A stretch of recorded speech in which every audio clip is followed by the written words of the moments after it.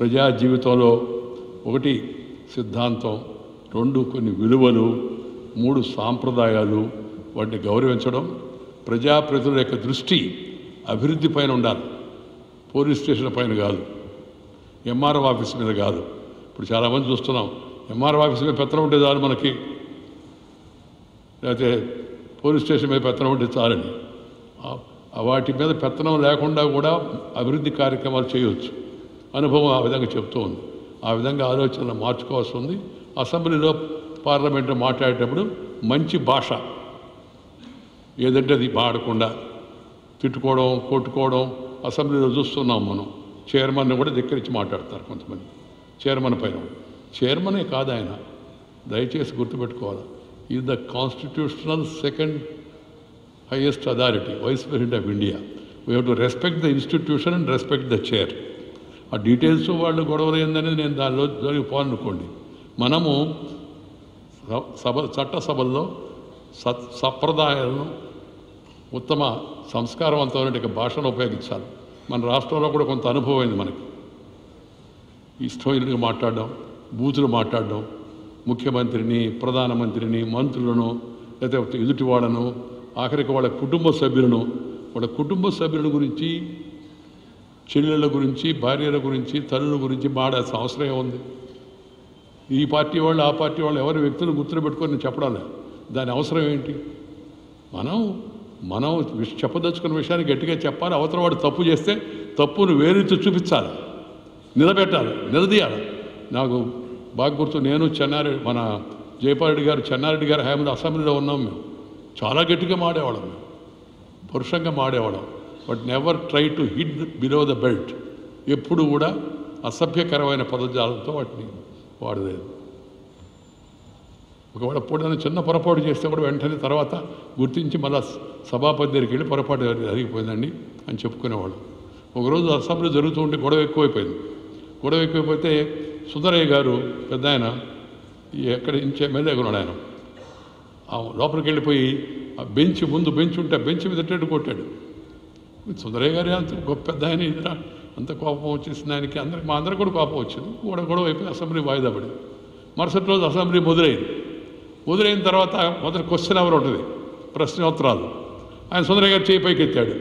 Speaker ఉండి, సుందరయ్య గారు వేరే ప్రశ్న ఫలానా వాళ్ళది, వాళ్ళు అధ్యక్ష అన్నాడు. ఆయన ఏంటండి క్వశ్చన్ అవర్ జరగనివ్వండి, తర్వాత మీరు మాట్లాడదురంటే, కాదు అధ్యక్ష ఒక్క అవకాశం ఇంకా పెద్ద ఆయన కాబట్టి ఇచ్చాడు. ఆయన అన్నాడు, నిన్న నేను ఆవేశంలో వెల్లోకి దూసుకొచ్చి ఆ సెక్రటరీ గారి టేబుల్ ముందు దానిపైన అలా కొట్టాను, చాలా పొరపాటు, దానికి నేను క్షమాపణ చెప్తున్నాను అన్నాడు. ఆ సుందరయ్య గారి మీద మాకు ఎంత గౌరవం పెరిగిపోయిందంటే, పార్టీ వేరే, ఆయన అంటే నాకు కమ్యూనిస్ట్ పార్టీ అంటే నాకు అభిప్రాయ భేదాలు ఉన్నాయి, కానీ సచ్ ఎ గ్రేట్ మ్యాన్. ఆయన లోక్సభలో అపోజిషన్ లీడర్గా ఉన్నాడు, పార్టీకి ఆల్ ఇండియా సెక్రటరీగా ఉన్నాడు. వాళ్ళ పార్టీకి సెక్రటరీ అంటే పెద్ద పోస్ట్, అది అధ్యక్ష వ్యవస్థ లేదు. ఆయన పొరపాటును గమనిస్తే పొరపాటును సరిదిద్దుకుంటే ఎవరో తక్కువ అయిపోరు, ఇంకా గొప్పగా పెరిగిపోతారు అవినీతి గురి. కాబట్టి దయచేసి ఇప్పుడున్న శాసనసభ్యులు, అన్ని పార్టీల వాళ్ళు కూడా దయచేసి సంస్కారవంతమైన భాష మాట్లాడాలా, పరుషంగా ఎవరిని నిందించకూడదు. మూడవది, ప్రజా సమస్యలపై ఎక్కువ దృష్టి పెట్టి వ్యక్తిగత సమస్యలను పక్కన పెట్టాలి, దీన్ని గుర్తించాలి. ప్లస్ మన భాషలో మాట్లాడాలి. రాకపోయినా ఇంగ్లీష్లో మాట్లాడుతుంటారు కొందరు, వచ్చి రాని ఇంగ్లీష్లో. నేను చైర్మన్ అయినప్పుడు అందరికీ చెప్పాను, అందరూ మాతృభాష మాడండి, రేపటి నుంచి మీకు మాతృభాష మాడే అవకాశం ఉంటుంది, వెంటనే ట్రాన్స్లేషన్ తర్జుమా వ్యవస్థ ఉంటుందని. ఇక తర్వాత నుంచి ఇప్పుడు చాలామంది అందరూ మన వాళ్ళందరూ తెలుగులో మాడుతున్నారు హాయిగా. అంతమంది కొద్దిమంది మాడేవాళ్ళు, బట్ తర్వాత బాగా ఇప్పుడు తమిళ వాళ్ళు, మళ్ళీ ఒక ఆమె సంథాల్ భాషలో మాట్లాడింది పార్లమెంట్ చరిత్రలో మొట్టమొదటిసారిగా, ఒరిస్సా. చాలా సంతోషంగా ఉంది నాకని చెప్పింది ఆమె. నేను చైర్లో ఉండి కూడా చెప్పాను, మన భాషలో మనం మాట్లాడుకుందాం, ఫ్రీగా మన వ్యూస్ ఎక్స్ప్రెస్ చేద్దాం, అది రాసుకొని అది చదవడం, మధ్యలో స్పెల్లింగ్ మిస్టేకులు, లేకపోతే ఉచ్చారణలో తప్పులు, ఇవన్నీ చేయాల్సిన అవసరం మనకెందుకు? అలా అయితేనే గొప్ప అని అనుకోవాల్సిన అవసరం ఇందాక చెప్పాక నేను ఉదాహరణ కూడా.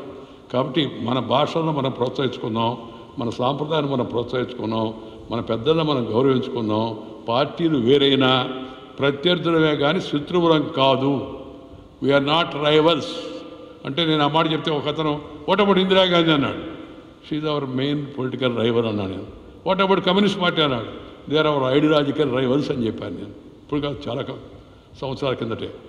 అందువల్ల ప్రత్యర్థులుగా చూడాలి తప్పితే శత్రువులుగా చూడకూడదు. ద్వేషపూరితమైన మాటలు ఆడుకోకూడదు. సరే, ఇక బూతులు మాడబడలేదు. బూతుల గురించి మన ఆ మధ్య నేను మాట్లాడుతుంటే ఒక సోదరీమణి స్లిప్ పంపించింది. సార్, మీరేమో బూతులు తప్పు అంటున్నారు, చాలామంది బూతులు మాడుతున్నారు, వాళ్ళు ఏం చేయాలా? ఏముందమ్మా, మీ చేతిలోనే ఉందన్నా నేను. ఆమె మా చేతిలో ఏముంది సార్, మేమేం చేయగలం వాళ్ళని? బూతులు మాడేవాళ్ళకి బూతులోనే సమాధానం చెప్పండి అమ్మా అని చెప్పాను నేను. మొదట అర్థం కాదు ఆమెకి, ఏంద్ర బూతులోనే సమాధానం చెప్పంటాడు, ఈయన కూడా బూతు మాడమంటాడని. నేను చెప్పాను, పోలింగ్ బూత్లోకి వెళ్ళి బటన్ నొక్కండి, బటన్ నొక్కితే అయిపోద్ది కార్యక్రమం అని. అయిపోయింది. చాలామంది చూసాం మనం.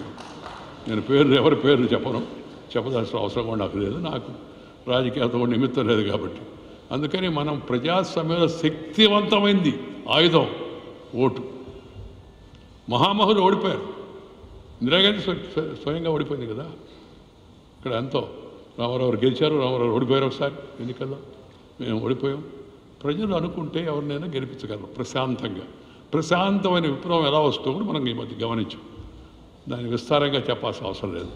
అందుకని ప్రజలను గౌరవించడం, ప్రజల సమస్యలపై మాట్లాడడం, ప్రజా జీవితంలో ఉన్నత సాంప్రదాయాలు పాటించడం, భాషను గౌరవించుకోవడం, ఇది కూడా చాలా అవసరమని నేను ప్రస్తుతం రాజకీయాల్లో ఉండేవాళ్ళకి కొద్దిగా వయసులో పెద్దవాడిని కాబట్టి సలహా చెబుతూ ఉన్నాను. నేను పాటించడమా లేదనేది వాళ్ళ చేతిలో ఉంటుంది.